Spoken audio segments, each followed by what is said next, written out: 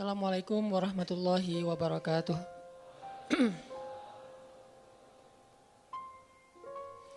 Alhamdulillahirabbil alamin. Alhamdulillahilladzi hadana li hadza wa ma kunna linahtadiya laula an hadanallah. Asyhadu an la ilaha illallah wahdahu la syarikalah wa asyhadu anna Muhammadan abduhu wa rasuluhu la nabiyya ba'dah. Allahumma shalli wa sallim wa barik ala sayyidina Muhammadin wa ala alihi wa sahbihi ajmain. Teman-teman yang dirahmati Allah SWT, pertama-tama kita tidak henti-hentinya untuk bertahmid, bersyukur kepada Allah atas nikmat yang Allah berikan buat kita selama ini, yang sebagian besarnya kita nggak sadar kalau kita mendapatkan nikmat itu. Di antara nikmat yang sering kita nggak sadari itu adalah nikmat Allah menyelamatkan kita dari banyak kerugian. Kalau keuntungan kan kita tahu nih, karena wujud kan. Tapi kalau kerugian, kita seringnya nggak tahu karena tidak berwujud. Kalau berwujud, rugi. Kalau dihindarkan dari kerugian, pasti nggak akan ada wujudnya. Misalnya dihindarkan dari jatuh, berarti kan nggak ada lecetnya ya. Kalau lecet berarti jatuh. Kalau nggak lecet, berarti nggak jadi jatuh. Nah ini berarti kan tidak berwujud. Karena nggak berwujud, seringnya kita nggak sadar kalau itu nikmat dari Allah. Tapi kita harus belajar yakin itu sering terjadi dalam hidup kita. Baik itu lecet fisik ataupun lecet hati. Berat. Karena kalau udah kerasa di hati kita kan berarti ada masalah nih.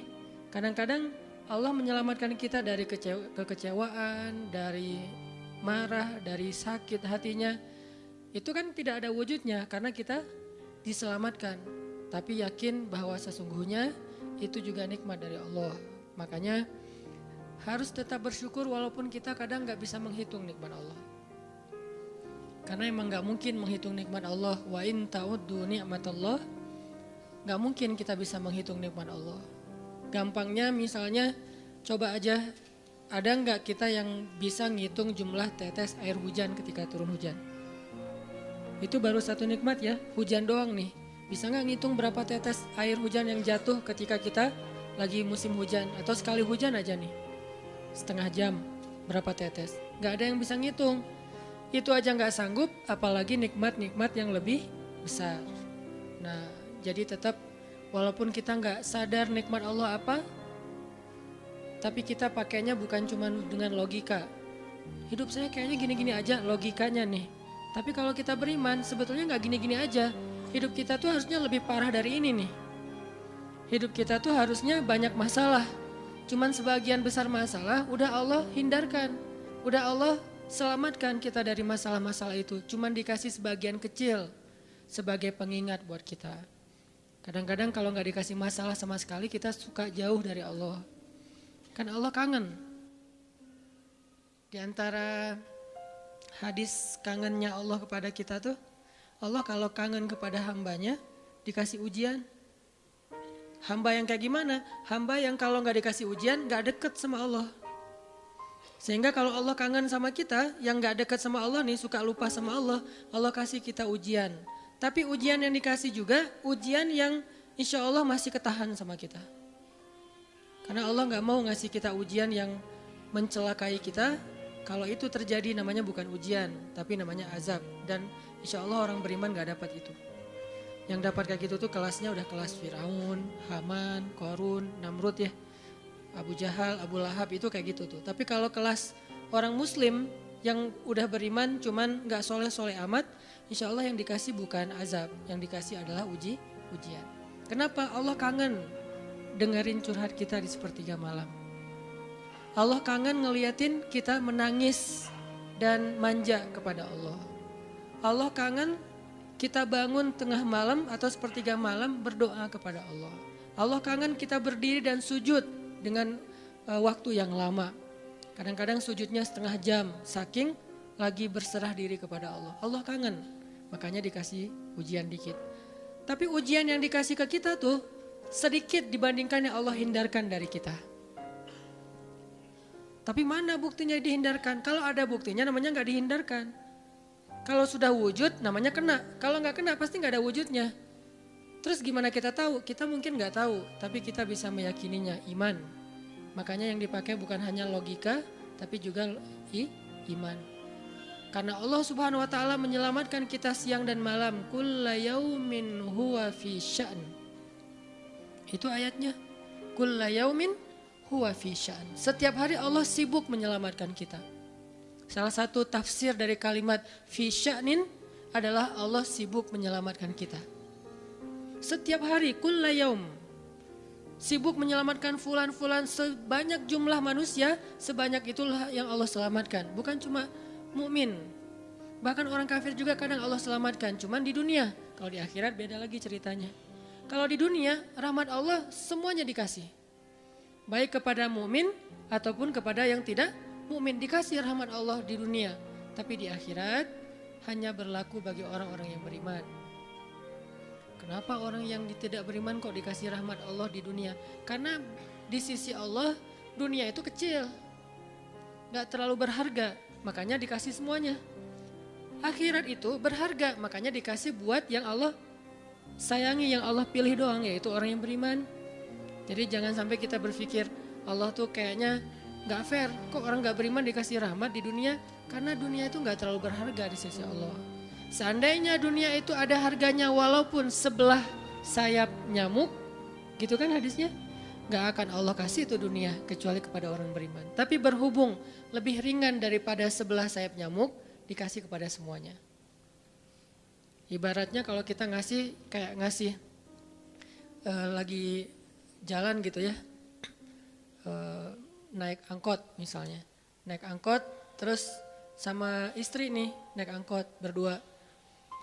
Terus pas turun angkot, harga angkotnya tuh misalnya 3.000, udahlah kasih aja 5.000.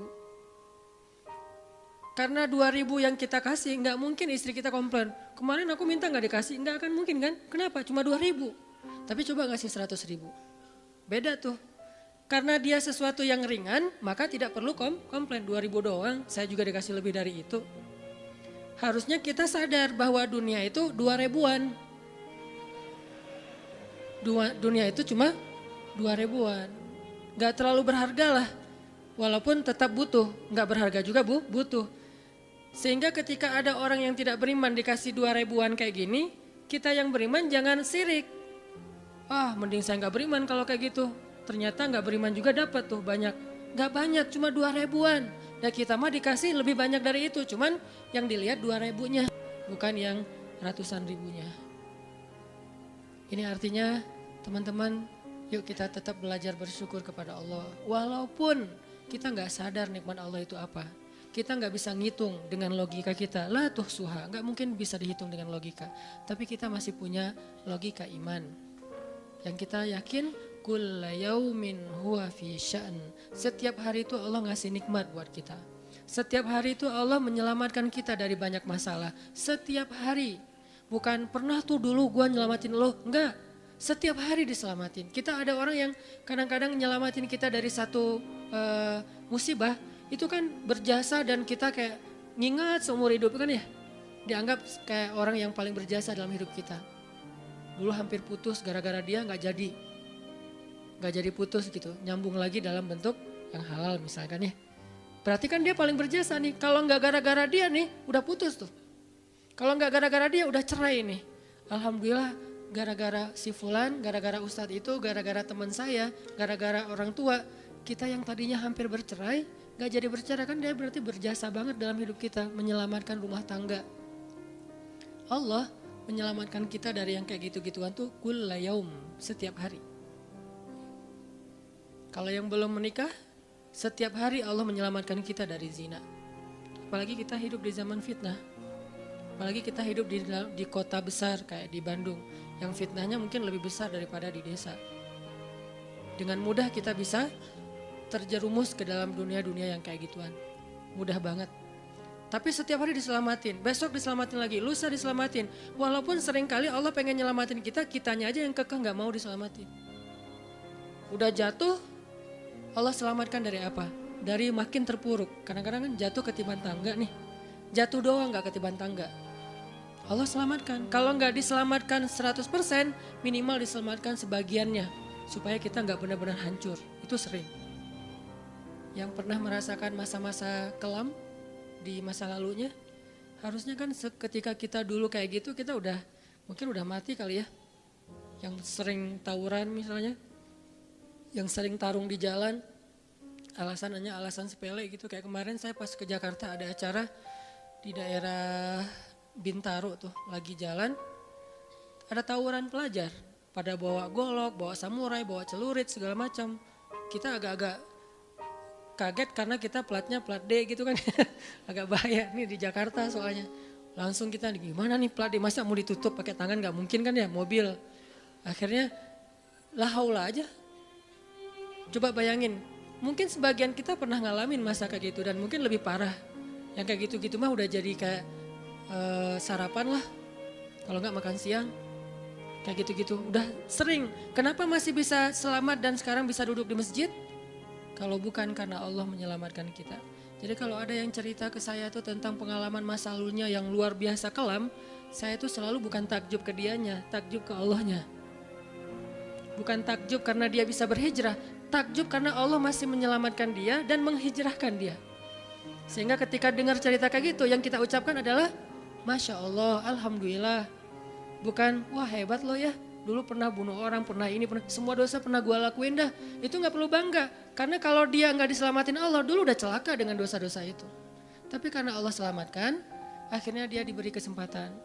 Bikin dosa dibiarin sama Allah. Bikin dosa dibiarin, bukan dibiarin berbuat dosa, dibiarin supaya dia kembali kepada Allah, dikasih kesempatan. Dan itu gak sehari, bertahun-tahun kan kita kayak gitu. Masih aja Allah biarin, masih Allah kasih kesempatan. Ini artinya teman-teman, benar, kulla yaumin huwa fi sya'an. Setiap hari itu Allah selalu jagain kita. Setiap hari itu Allah selalu nyelamatin kita dari banyak masalah. Kalau yang udah nikah, mungkin di hari-hari pertama atau tahun-tahun pertama nih pengalaman pernikahan ya. Ya gak apa-apa deh. Sedikit lah ya, saya emang gak terlalu berpengalaman. Ada yang lebih berpengalaman dari saya lah ya, ada sedikit pengalaman. Biasanya orang yang baru nikah ujiannya itu 3 tahun pertama. Kalau dia bisa ngelewatin masa 3 tahun pertama, insya Allah agak lebih mudah ke depannya. 3 tahun pertama ini paling berat. Apalagi kalau dia nikahnya alhamdulillah gak pacaran. Kalau pacaran kan ujiannya udah sebelum nikah udah banyak ujian ya. Pas udah nikah ya udah selesai. Bukan udah selesai ujiannya, udah gak ada yang perlu udah hambar aja. Udah plain ya. Pernah gitu Ustaz?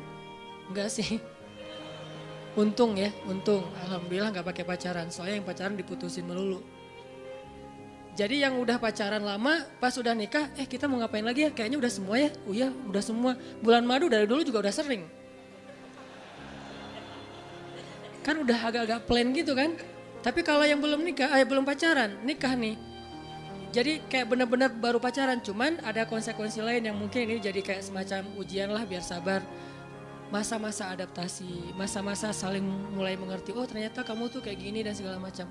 Apalagi kalau baru nikah langsung LDRan kan berat banget tuh. Nikah LDRan, pacaran LDRan aja berat. Bener gak sih? Gak ngaku Pacaran LDRan aja berat, apalagi nikah LDRan. Kenapa? Pacaran itu kan masih banyak pantangan. Nikah kan udah masih banyak ibadahnya. Tapi gak boleh ibadah, coba gimana? Gak sengsara tuh, merana kan? Harusnya boleh tapi gak boleh. Yang tadinya gak boleh aja sengsara apalagi udah boleh. Nah ini artinya setiap hari dalam tahun-tahun pertama pernikahan kita bisa aja mengatakan, udah deh saya talak kamu. Apalagi laki-laki. Kalau nggak sabar dikit keluar kata-kata talak. Kalau udah keluar nggak bisa ditarik lagi tuh. Karena kalimat itu walaupun guyon tetap kena kan. Guyon aja kena apalagi serius. Enggak usah, saya waktu itu lagi dikuasai amarah. Emang ada yang cerai dalam keadaan nyaman? Kita talak yuk gitu. Nggak ada kan. Yang namanya cerai pasti marah tuh. Jadi nggak ada istilah gara-gara marah terus talaknya nggak berlaku, nggak. Maksud marah yang nggak berlaku talak itu kalau sampai hilang akal. Tapi rata-rata kita masih berakal sih walaupun marah juga. Karena ada orang yang marah tuh kemudian dia jadi kayak orang yang gila gitu gara-gara marahnya itu hilang akal.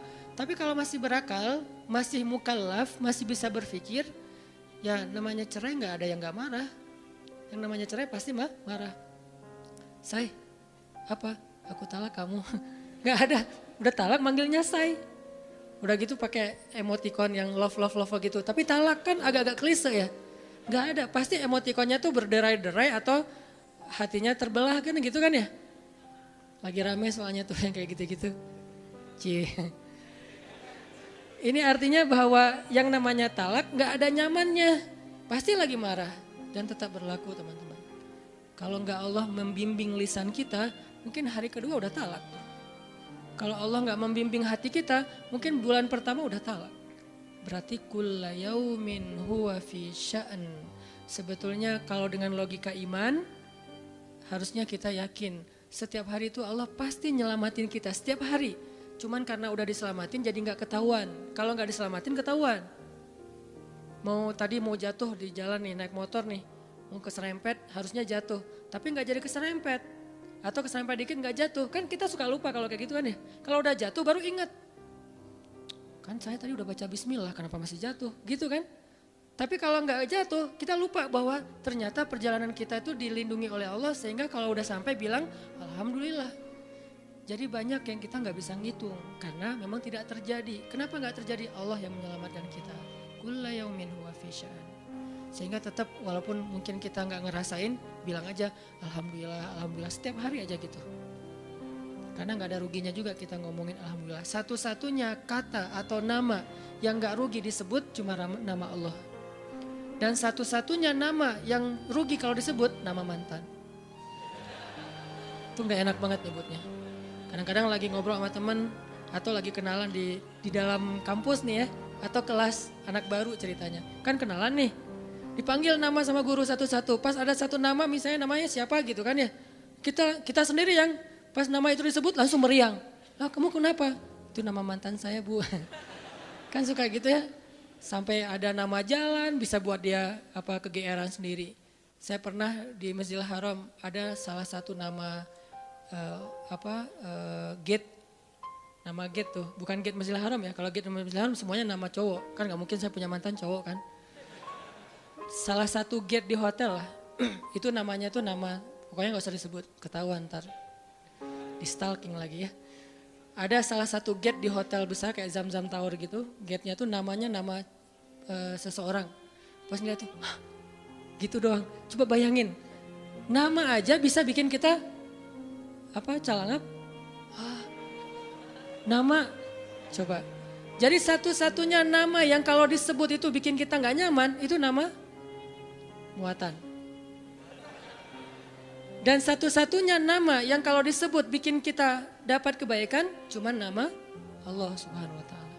Setelah itu baru nama Muhammad Sallallahu Alaihi Wasallam. Makanya nggak ada ruginya lah bilang bismillah, innalillah, astagfirullah, masya Allah, subhanallah dan segala macam yang ada kata Allahnya. Sehingga Nabi bilang segala sesuatu yang di dalamnya ada nama Allah maka diberkahi. Dan segala sesuatu yang di dalamnya tidak ada nama Allah maka tercabutlah kebaikannya. Jadi nggak ada rugi. Sehingga sampai nama orang aja yang paling baik itu adalah Abdullah sama Abdurrahman. Walaupun manggilnya Dul, El.